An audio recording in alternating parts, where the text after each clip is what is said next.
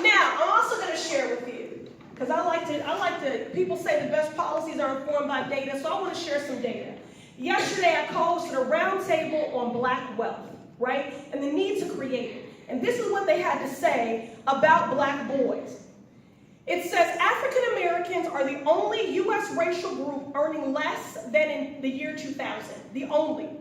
Black boys are the least likely of any group to escape poverty, and the most likely to fall into it.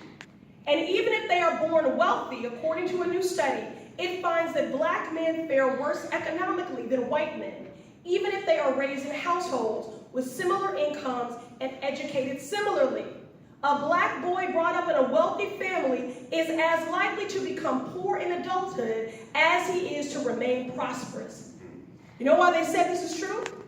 Because Black boys have a lack of love, a lack of opportunity, and a lack of aspiration. And it is up to us to do something about that and to be unapologetic. And again, to be enlisted in that fight is not to the exclusion of anyone else. This is not the oppression, marginalized Olympics, right? This is about the acknowledgement that our destinies and our freedoms are tied. And so this film is so important because we can't work on things until we name things. We can't call it out until we have the language.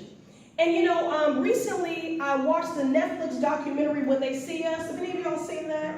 This is infuriating. It's about the Central Park Five, a film directed by Ava DuVernay. And yeah, it's just heartbreaking.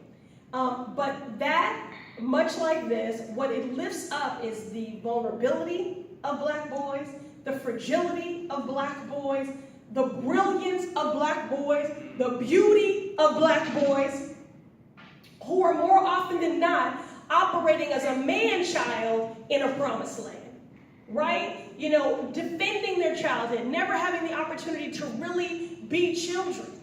And I also am reminded, I'm giving all these 1-2 punches here, so I'm sharing to you what's happening around Black wealth, right? Black boys are the least likely of any group to escape poverty, right? I talked to you about the need for us to be unapologetic in our conviction and in naming the dignity of the humanity in fighting for the lives of Black boys, not to the exclusion of anyone else, right?